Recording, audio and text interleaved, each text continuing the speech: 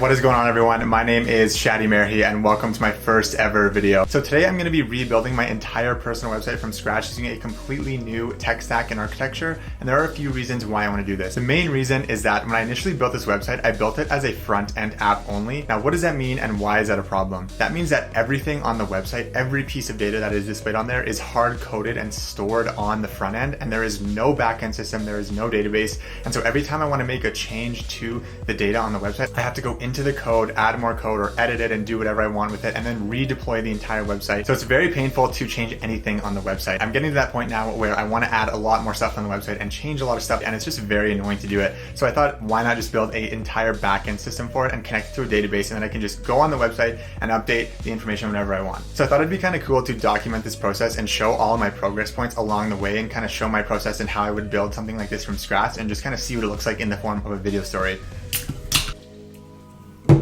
All right, before jumping in, I want to briefly touch on the technologies I'm going to be using to build out the full stack app. So the old website was built with just plain React. I mentioned before that it's just a front end app, so I use only React to do that. On the new front end, I'm still going to be using React. I'm just going to be using it along with nextjs. And on the back end, I'm going to be using Apollo with GraphQL and Mongo and a library called TypeGoose. Now, if you've used Mongo before, you may have used a library called Mongoose, and TypeGoose is basically just the TypeScript version of that. So this website is definitely over-engineered. You do not need to use something as complex as GraphQL to build out a personal website. However, I've been learning GraphQL recently and I really like it, and I want to get better at it so that I can apply to some future more complex projects. I thought it'd be good to apply it here to just learn the ins and outs of it in more depth. The first step is to set up the repositories on GitHub. So I'm going to do that. I'm going to have a separate repository for both the front end and the back end and develop them separately. So I'm going to go jump in, get those set up and configured, and I will check in to see where we're at when I'm done that.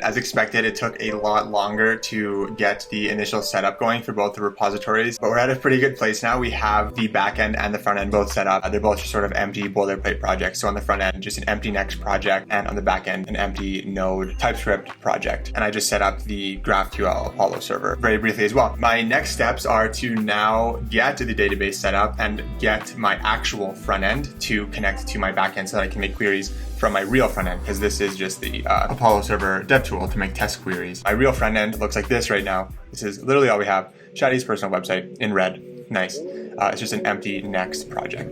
Front end and back end communication, database setup, and overall sort of layout of the homepage. Let's go.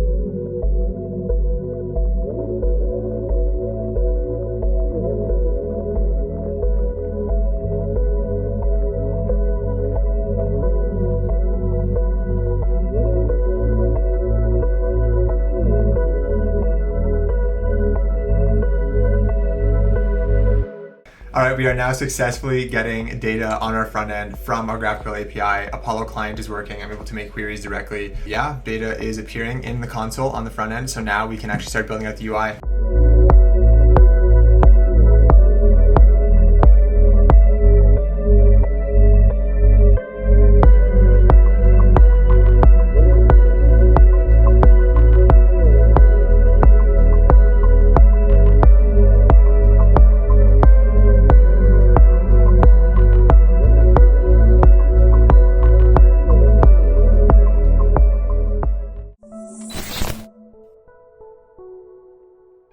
All right, so we now have the baseline UI built out. Here it is here. We have the nav bar built, it's responsive. And also the routing is set up. So you'll notice that when I click on these things, we go to different routes and they're all just empty pages right now. We're pretty much at a good starting point now to actually develop some of the new full stack features. The area that I'm going to start with is the project page. Now the project data is going to be dynamic. So I'm going to have to create a page to put data into, like a form, and then submit that and it'll store it in the database. And so I designed something in XD. It looks like this. I have two different designs, but I'm going to go with this one here. So this is what I'm thinking for the form. This sort sort of helped me decide which fields will need to be stored in the database and sort of how the project schema will look. I'm going to start with building out the front end of this, and then once this is done and the form's actually working and I can actually put data into here, I will then work on what the submission looks like, what happens on the back end when I click this add project button. So I'm going to build this UI component out and we will see how it goes.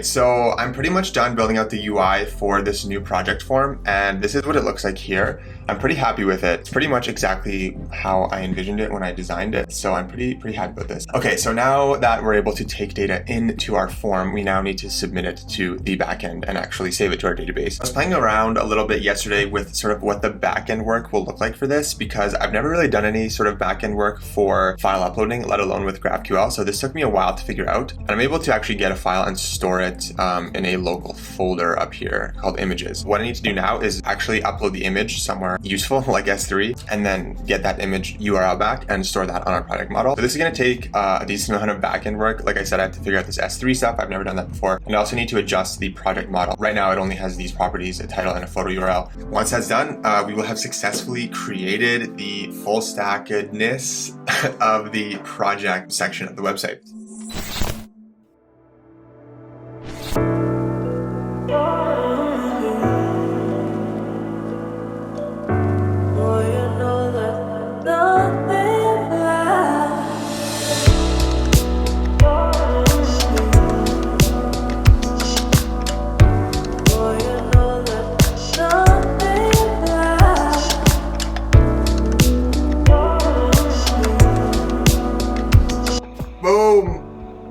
Did it work?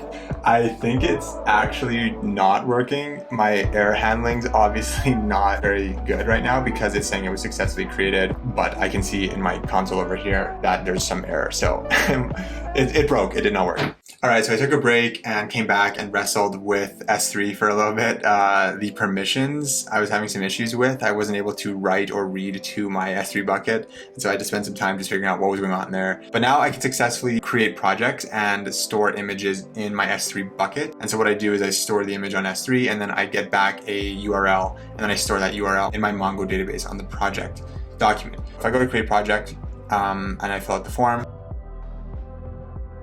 and if I do submit project, UniChat is successfully created. So now if I click view, this will bring me back to the project gallery. Now we have a URL reference to that S3 image. So that's pretty cool. Yeah, so now we can actually create projects and view them on the project gallery page. So the next step now would be to create an actual project component on this project page and then map through the projects and then display the project in a more meaningful way. Yeah, I'm gonna work on that now. A lot of front end work, and then we will see where we're at from there.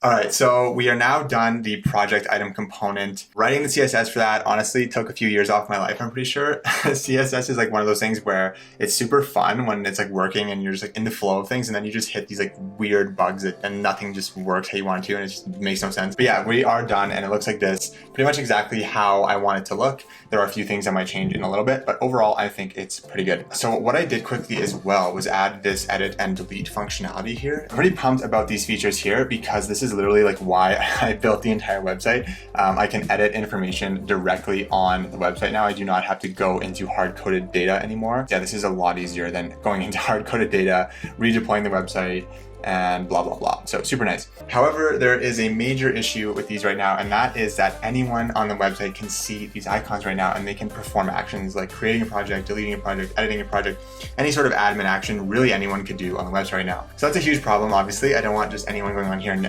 editing stuff. So I need to add some sort of authentication to this website. And I don't want to build like a full auth system, like a login or anything, because I'm the only admin user. So I'm going to sort of build my own little custom one. I'm going to have this little lock icon in the bottom left corner here. That doesn't do anything now, but what I'm thinking is that this will trigger a modal that will pop up and ask for a passphrase. And if you enter the passphrase correctly, it will allow you admin access. You will be able to see these buttons like creating a project and editing and deleting. And in addition to that, every admin action, I will also pass that passphrase to the backend and verify it as well on the backend. And the way I'm going to do this is via some middleware function. So that way I'm checking on the backend and the front end if this passphrase is correct. So it's like on my own little mini login authentication thing. I think it'll work. I don't know if that's the best way to do it, but I'm going to give it a go and see how it goes.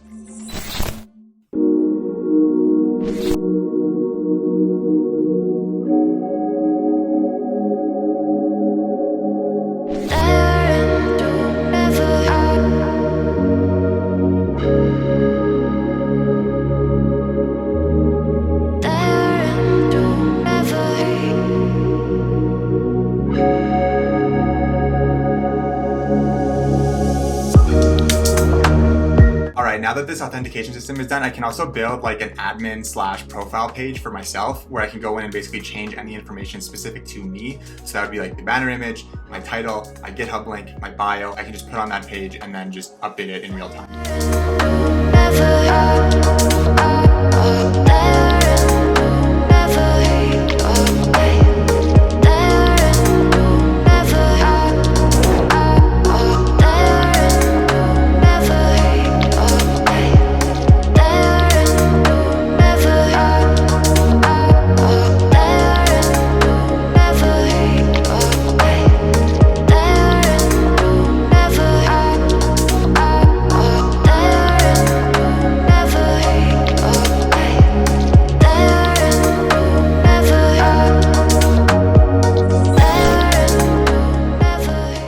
We are recording on all fronts. All right, after many long hours, we have built the authentication system with the admin page. I'm so tired. I just feel like I've been coding like nonstop for the past I don't even know how long time. So in addition to adding this authentication key along with all of my API requests to verify that it's actually me making the results, I added this admin page like I mentioned before that I can sort of unlock with this passphrase as well and change all of the information on the website. So this is what it looks like. We pretty much have this little lock thing like I mentioned before, and it basically prompts you to enter a passphrase, which I can enter. And now I'm sort of in admin mode, and this little admin thing shows up on the side. And if I were to go into the project section, I can do these admin type of actions like editing the project and stuff. This I'm actually super stoked about because this is like my little mini profile. Before, on my previous site, this one here, all of this stuff is hard-coded into the HTML, whereas now it's pulling from a database, which is super cool. So for example, if I were to change my title to, I don't know, giant noob, and then I can change my profile image as well to say like this image here. If I were to click on this is sort of like a little preview of what it's going to be. So I click Save Changes. Takes a while because it has to go upload to S3. It actually updates the profile and everything, and my title is giant noob, and the banner image changes. And yeah, I think that's actually really cool because that's way easier for me to change. All right, so as for what's next, I'd say that we're honestly getting very close to being done. We're close to a finished product because the projects and the admin functionality was probably a lot of like the heavy lifting of the website. As for the experience section, I think it's going to be quite similar to the project section. In fact, I think it's going to be quite a bit simpler because we don't have images that we're storing. On the previous site, this is what the experience section looks like. It's just a bunch of work items. It's almost like a little mini LinkedIn thing. And I've already sort of figured out a lot of the tricky full stack parts of GraphQL. Doing the projects was a really good experience with that. I learned a lot about GraphQL doing that. So I think doing experience will be a lot easier. I already have a design to go off of from my previous site. So basically I just have to create the backend for it. I have to create the experience model in the database, and I have to create the resolvers on the GraphQL API, as well as like a form to create a new experience item and edit a new experience item. And as for this blog section, I'm not totally sure what I'm going to be doing with this yet. I might, instead of a blog, integrate the YouTube data API and sort of have it pull data from my channel, and then every time I make a post, it will show up on here. I'm not too sure what I'm gonna do with this section, so I'm just gonna leave it for now. All right, I'm gonna get going on this. It's 10 p.m. right now. Let's see if I can get it done like before like 12, 1, 2. That'd be pretty sweet. All right, it is now 2 hours later. It's 12:30, and I have not touched a single piece of code. So, yeah.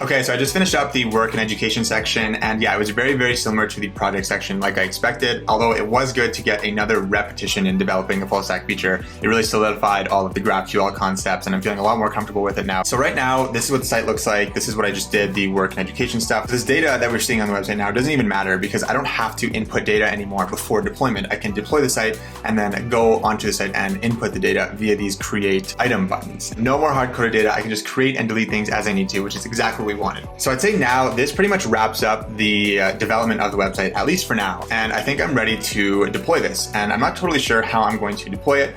I think I'm going to do it fully on Heroku, and then I just need to set up some database stuff. I need to create a production cluster because right now this is just my development cluster. I don't really know how long this is going to take. I need to do some research. I feel like this may take longer than expected. I'm going to get going on this, and hopefully when I'm back, the site will be live.